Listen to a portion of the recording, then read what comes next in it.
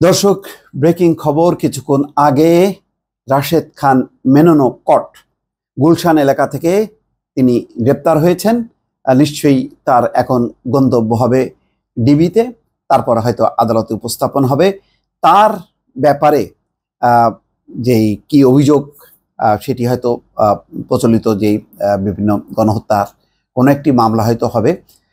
কিন্তু গত 15 বছরে তার যে রাজনৈতিক নানান পথ পরিক্রমা, দুঃশাসনের সহযোগী হিসাবে কি কি তিনি সুবিধা ভোগ করেছেন, এই কি কত পরিমাণ সম্পদ বাড়িয়েছেন, এই বিষয়ে নিশ্চয়ই তদন্ত হবে এবং তার দায় দায়িত্ব চিহ্নিত হবে। সবচেয়ে বড় কথা হলো যে এক সময়ের বিপ্লবী মেনন তিনি শেষ জীবনে এসে হলেন স্বৈরাচারের দোসর, এবং তার নানান রকম ভেলকিবাজির যে পরিস্থিতি আমি আপনাদেরকে দুইটি ভিডিও দেখাবো। এই নির্বাচনে আমিও নির্বাচিত হয়েছি, আমি সাক্ষী দিয়ে বলছি, আমি জনগণ, সেই জনগণ তারা ভোট দিতে পারে নাই, ইউনিয়ন পরিষদে পারে না, উপজেলায় পারে না। তাহলে শেখ হাসিনা আপনি আমি মিলে যে ভোটের জন্য লড়াই করেছি, খেয়াল করেছি আজিজ কমিশনকে আমরা 1,10,00,000 ভুয়া ভোটারের সেই তালিকা চিনে ফেলার জন্য নির্বাচন বর্জন করেছিলাম নমিনেশন সাবমিট করার পরে। আজকে কেন আমার দেশের মানুষ, আমার ইউনিয়ন পরিষদের মানুষ, আমার উপজেলার মানুষ, আমার জেলার মানুষ, আমার জাতীয় সংসদ নির্বাচনে ভোট দিতে আসবে না? উন্নয়ন মানে গণতন্ত্র হরণ নয়, উন্নয়ন মানে। বুঝতে পারলেন? তার লেকচার শুনে মনে হবে যে কত পবিত্র মানুষ, তাই না? তিনি ভোট দিতে পারেননি। এটা হলো 2018 সালের নির্বাচনের পরের অবস্থা, যে তিনি বলছেন যে আমি নির্বাচিত হয়েছি কিন্তু দেশের মানুষ, আল্লাহকে হাজির নাজির করে বলছি, দেশের মানুষ ভোট দিতে পারেননি, ভোটের অধিকার নেই, আমার ইউনিয়ন উপজেলা জেলার মানুষ ভোট দেয়নি। অথচ আমরা আজিজ কমিশনের বিরুদ্ধে, সেই বিএনপির সময় যে আজিজ কমিশন, তার বিরুদ্ধে আমরা লড়াই করেছি একসাথে ভোটের অধিকারের জন্য। আজকে ভোট নেই। আর এই ভোট ছাড়া যে উন্নয়ন, সেই উন্নয়ন মানে এই না যে গণতন্ত্রহীনতা। খুবই একটা আদর্শিক একটি অবস্থান তিনি ঘোষণা করলেন। তারপরের কাহিনী কি জানেন? তাকে শোকজ করা হয়েছিল। প্রয়াত মোহাম্মদ নাসিম চিঠি দিয়েছিল, তারপরে তিনি ক্ষমা চেয়েছিলেন। এই রাশেদ খান মেনন এই ভোল পাল্টানোর যেই অবস্থান, সেটা কিন্তু এখানেই শেষ না, আরো আছে তার। দর্শক দেখেন, শেষ জীবনে এসে তিনি কত বড় সর্বনাশটা করলেন।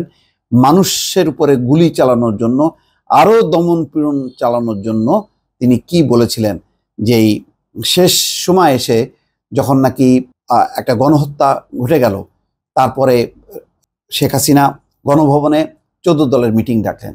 সেই মিটিংয়ে সিদ্ধান্ত হলো, এবং তারা অনুপ্রাণিত করলেন এই রাশেদ খান মেনন, হাসানুল হক ইনু, দিলীপ বড়ুয়ারা, যে কি করতে হবে, আর্মি ডিপ্লয় করতে হবে, সান্ধ্য আইন জারি করতে হবে, আর জামাত শিবির নিষিদ্ধ করতে হবে। অর্থাৎ পুরো দৃষ্টিটা যেন এটা জামাত শিবির বিএনপির একটা চক্রান্ত ছিল, সেই কথাটা দেখেন তিনি কি বলছেন। বহু আগেই কোর্টে এই নিয়ে মামলা ছিল, বহুদিন ধরে আমরা বারবার বলে এসেছিলাম। এবার এই ঘটনার মধ্য দিয়ে প্রমাণিত হয়েছে কত ভয়ঙ্কর ভাবে তারা রাষ্ট্র এবং বাংলাদেশের স্বাধীনতা সার্বভৌমত্বকে আক্রমণ করতে পারে, এবং তার মধ্য দিয়ে দেশের মানুষের উন্নয়ন অগ্রগতি শুরু করে তাদের প্রতিদিনকার জীবনকে তারা দুর্বিষহ করে তুলতে পারে। আজকে তাদের একটি মাত্র লক্ষ্য ছিল, এই কোটা আন্দোলনের শিক্ষার্থীদের যে আন্দোলন, সেই আন্দোলনের উপর ভর করে তারা পরিকল্পিত হবে। দর্শক বুঝতে পারছেন, অর্থাৎ শেষ এতে যেই তাদের বয়ান হচ্ছে, কোটা আন্দোলনকে ব্যবহার করে জামাত শিবির বিএনপি এটা হচ্ছে মানে উন্নয়নকে ব্যাহত করেছে, তারা সন্ত্রাস চালাচ্ছে, এই ছিল বয়ান। এবং শেখ হাসিনাকে পরামর্শ দিয়েছে তারা জামাত শিবির নিষিদ্ধ করেন, আর্মি ডিপ্লয় করেন, সান্ধ্য আইন জারি করেন। এই ছিল আমাদের বিপ্লবী রাশেদ খান মেননদের অবস্থান। অর্থাৎ টোটাল তারা যে বাস্তবতার মধ্যে নেই, মানুষের সাথে নেই, এবং এরাও যে কত বড় মানে স্বৈরশাসনের দোসর বা সহযোগী, অন্তত এই বক্তব্য থেকে পরিষ্কার। দেখেন 18 নির্বাচনের পর তাদের কি বক্তব্য ছিল, যে আল্লাহকে হাজির নাজির করে বলছে যে এই নির্বাচনে মানুষ ভোট দেয়নি। এত কিছু বোঝার পরেও তারপরেও তারা ক্ষমতার মধুর লোভে তারা ক্ষমতায় থেকে গেছে, কখনো মন্ত্রী হয়েছে, কখনো এমপি হয়েছে, কিন্তু শেখ হাসিনার সঙ্গ তারা ছাড়েনি।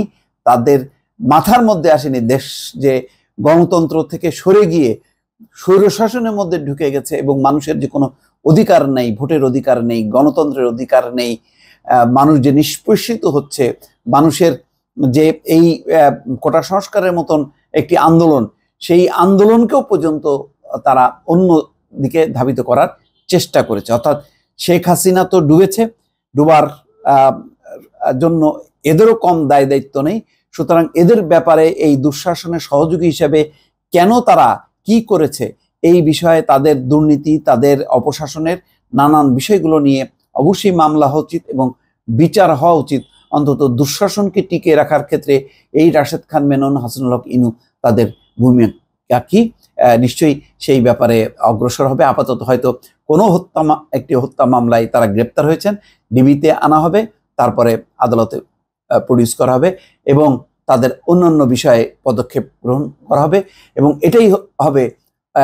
এটাই হচ্ছে আমার ধারণা যে জনগণ আজকে যথেষ্ট পরিমাণ খুশি হবে যে তাদের আজকে যদি উপযুক্ত শাস্তি হয়। দর্শক ভালো থাকবেন, আল্লাহ হাফেজ।